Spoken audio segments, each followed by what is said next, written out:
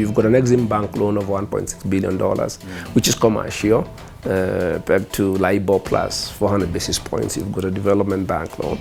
If you just do the math there, you come up with a figure in the order of 20 billion shillings of interest per year. We are now staring either national government coming to a standstill or counties coming to a standstill. Is Kenya staring at an empty wallet? Are we broke? We broke.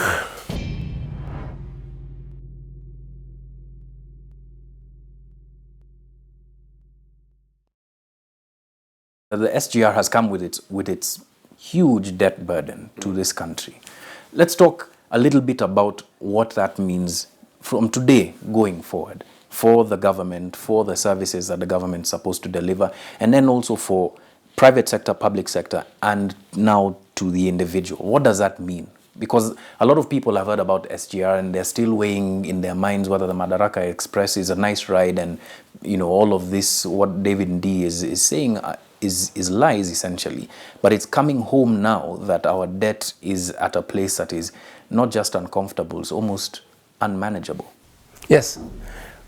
I said that they don't give us the figures publicly. They have not disclosed, which is wrong. You're supposed to have disclosure on all these loans. But as I said, even if you just take the loans and the terms, because we know you've got an Exim Bank loan of $1.6 billion, which is commercial, pegged to LIBOR plus 400 basis points. You've got a development bank loan.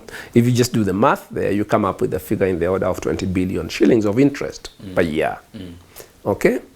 Now, 20 billion interest per year is more than the total interest, the interest we were paying on our total foreign debt before Jubilee came to power. Because the last year of Grand Coalition, total interest on foreign debt was something like $16 billion. So 16 billion shillings. This project alone is more than 20 billion shillings. This year alone, if you look at the reason why you're hearing there'll be no new, Uhuru has said there'll be no new development projects. It's not to fight corruption, is it? It's not, there'll be no new development projects. You're hearing that we are going to go into an IMF program. They are negotiating renewal of this IMF standby facility. You have seen headlines that as part of that, we are going to put VAT on fuel. Okay, why are we doing these things? We are doing these things because if you look at the budget for this year, revenue in the best case scenario is only going to be about 1.3 trillion shillings. The year we just ended is a 1.2. And the way the economy is, you probably won't be able to increase that by much, probably 1.3 maximum.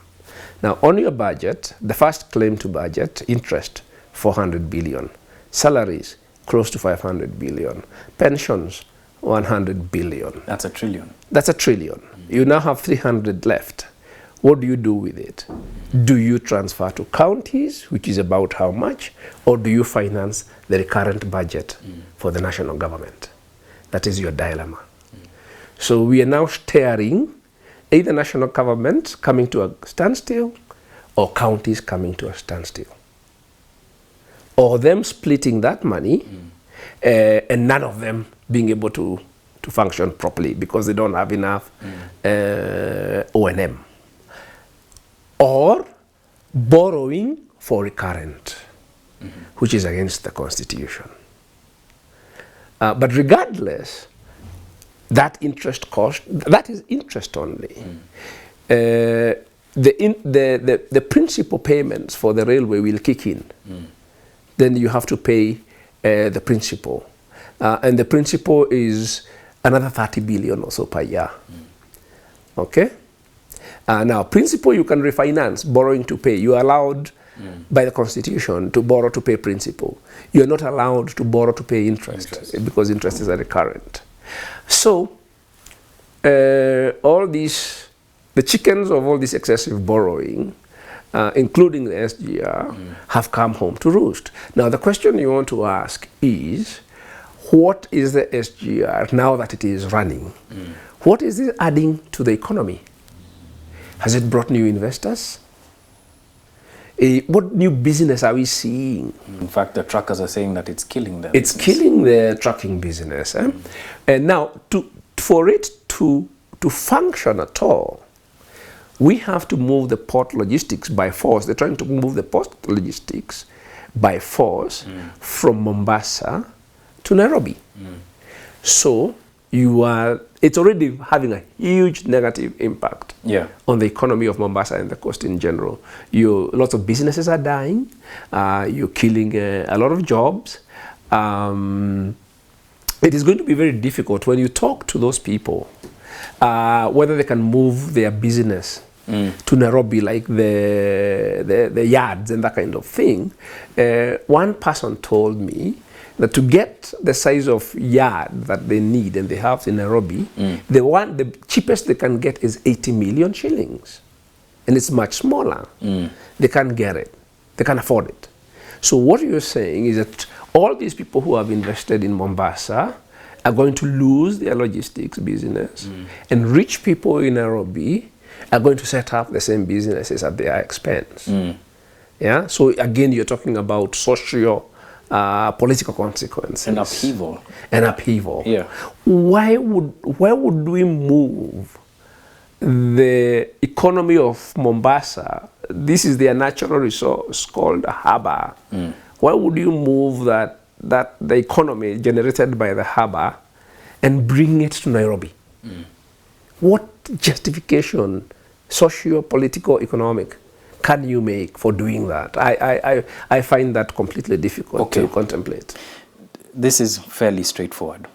Are we, and we were discussing this before the interview, are we facing austerity where, you have a couple of shillings that you want to try and save, hold back, and then be able to schedule your payments?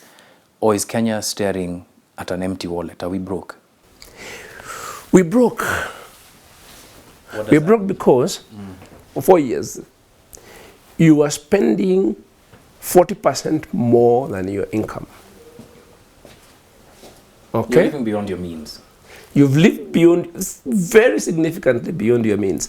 Let's do the math for somebody who earns 100,000 shillings. Yeah. Okay? You earn 100,000 shillings.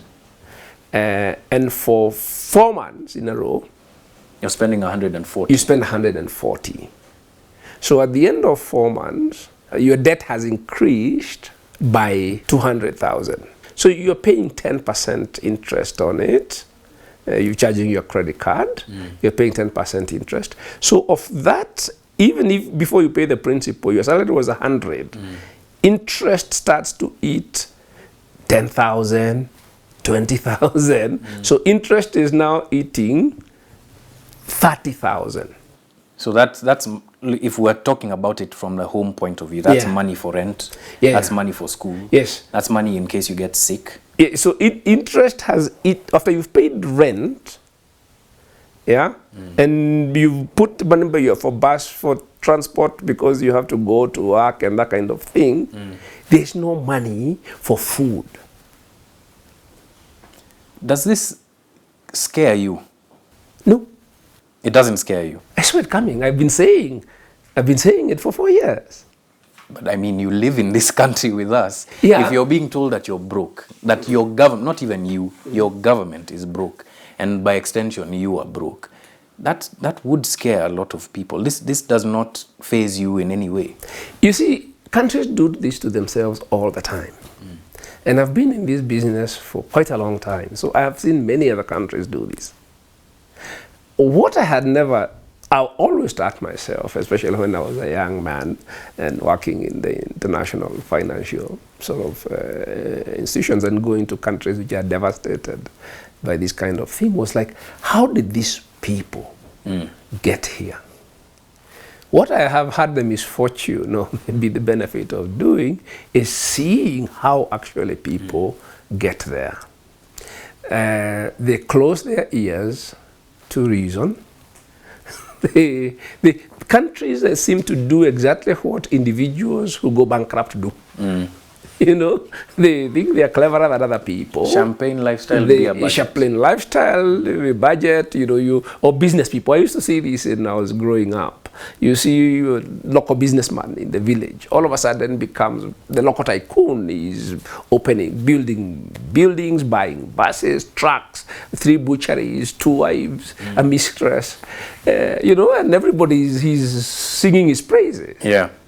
And then after a couple of years, you see go down, and then on all his properties, notices start appearing by auctioneers, and he's sort of reduced to he's swept away. Yeah. It looks like this is part of human nature.